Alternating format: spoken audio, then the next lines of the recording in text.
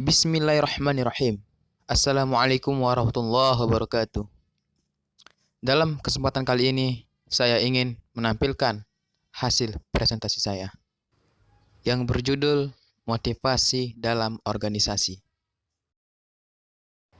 Yang pertama, motivasi organisasi. Faktor manusia merupakan unsur paling penting dalam suatu organisasi atau lembaga. Pada dasarnya, efektivitas program dan kegiatan organisasi atau lembaga sangat ditentukan oleh unsur manusia dengan rincian tugas-tugas dan fungsi dalam organisasi. Dengan kata lain, bahwa keberhasilan suatu organisasi dalam mencapai tujuan program kerja atau kegiatan, selain ditentukan oleh unsur non-manusia, tetapi yang sangat penting ditentukan oleh unsur manusia yang terlibat dalam organisasi itu sendiri. Salah satu aspek pokok yang sangat berpengaruh dalam upaya pencapaian tujuan suatu organisasi atau lembaga adalah motivasi kerja SDM. Dalam organisasi yang ada, dalam lingkungan organisasi atau instansi tersebut, motivasi merupakan unsur perantara yang digunakan untuk menggerakkan faktor-faktor dalam diri individu, kemudian membangkitkan, mempertahankan, dan menyalurkan tingkah laku suatu. Motivasi berhubungan dengan kekuatan atau dorongan yang berada di dalam diri manusia, sehingga motivasi kerja menunjukkan pada kondisi-kondisi di dalam dan di luar individu, yang adanya keragaman dalam intensitas, kualitas, arah, dan lamanya perilaku kerja. Faktor pendorong agar organisasi dapat dipertahankan dan dikembangkan adalah motivasi dari sumber daya manusia yang ada. Motivasi ini harus kuat agar proses penyelenggaraan organisasi berjalan penuh semangat, lancar, berhasil mencapai tujuan yang diinginkan organisasi. Motivasi dipakai untuk mengurangi faktor penghambat interim yang mengganggu jalannya organisasi. Oke, selanjutnya. Jenis motivasi organisasi. Motivasi sebagai sebuah proses perubahan tingkah laku akibat dorongan yang bersifat internal atau eksternal bagi seorang individu yang menyebabkan timbulnya sikap antusiasme dan persistensi pada saat melaksanakan kegiatan-kegiatan tertentu. Jadi, motivasi organisasi terdiri dari motivasi internal dan motivasi eksternal. Motivasi internal. Motivasi internal merupakan motivasi yang bersumber dari dalam diri sendiri, sumber daya manusia organisasi.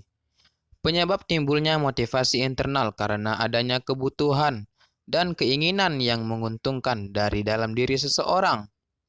Kekuatan dahsyat ini akan mempengaruhi pikirannya, yang kemudian akan mengarahkan pada seseorang itu untuk berperilaku atau melakukan perbuatan pencapaian tujuan kebutuhan. Sebagai contoh, seorang tenaga kependidikan sebuah TBM ingin mendapatkan nilai yang memuaskan dalam penilaian kerja. Maka seseorang itu kemudian akan menentukan perilaku supaya memenuhi syarat penilaian tersebut. Setelah memikirkan secara serius, maka perilakunya akan berubah menjadi karyawan yang rajin dalam bekerja, tidak datang terlambat, tidak pernah absen, dan mematuhi peraturan. Namun sebaliknya, jika seorang tenaga kependidikan dalam organisasi tidak memiliki motivasi yang kuat untuk mencapai nilai yang memuaskan, maka dalam perilaku akan asal-asalan atau malas-malasan, sehingga tujuan tidak akan segera tercapai. Motivasi eksternal. Motivasi eksternal merupakan dorongan yang bersumber dari luar SDM organisasi. Motivasi eksternal yaitu kekuatan yang di dalam individu SDM organisasi yang dipengaruhi oleh faktor dari luar eksternal. Sebagai contoh, dorongan yang muncul karena akibat pengaruh kebijakan pengelola seperti halnya gaji atau upah, iklim kerja, penghargaan, pengembangan karir, dan pemberian tanggung jawab yang mana oleh karena hal itu mengakibatkan dorongan pada seorang sehingga menjadi bersemangat dalam melakukan pekerjaannya dan berusaha dengan sebaik mungkin untuk mempercepat pencapaian tujuan. Pendekatan motivasi organisasi. Dalam sebuah aktivitas, manajemen untuk membangun sistem motivasi organisasi, seorang pimpinan organisasi atau pengelola lembaga dapat menggunakan beberapa pendekatan motivasi sebagai berikut. Pendekatan perbedaan individu. Pendekatan ini menggunakan teori kebutuhan yang dikembangkan oleh Abraham Haji Maslow, yaitu meliputi kebutuhan psikologis, kebutuhan rasa aman, kebutuhan afiliasi, kebutuhan harga diri, dan kebutuhan aktualisasi. Seorang anggota organisasi tentunya memiliki sifat, jenis, dan intensitas kebutuhan yang berbeda antara satu orang dengan yang lainnya. Manusia merupakan makhluk individu yang unik dan kompleks. Kebutuhan manusia itu tidak hanya bersifat materi, akan tetapi bersifat psikologikal, mental, intelektual, dan spiritual.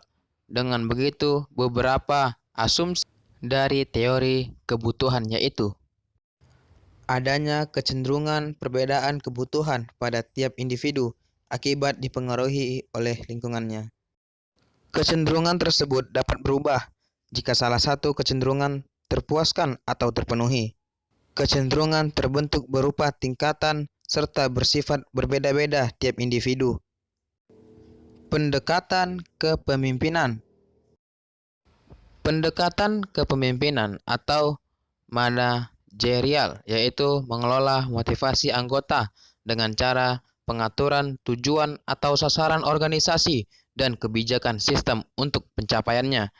Dalam pendekatan kepemimpinan, ini menggunakan 3 landasan teori motivasi, yaitu teori penetapan tujuan, teori keadilan, dan pada proses kegiatan pencapaian tujuan menggunakan teori penguatan.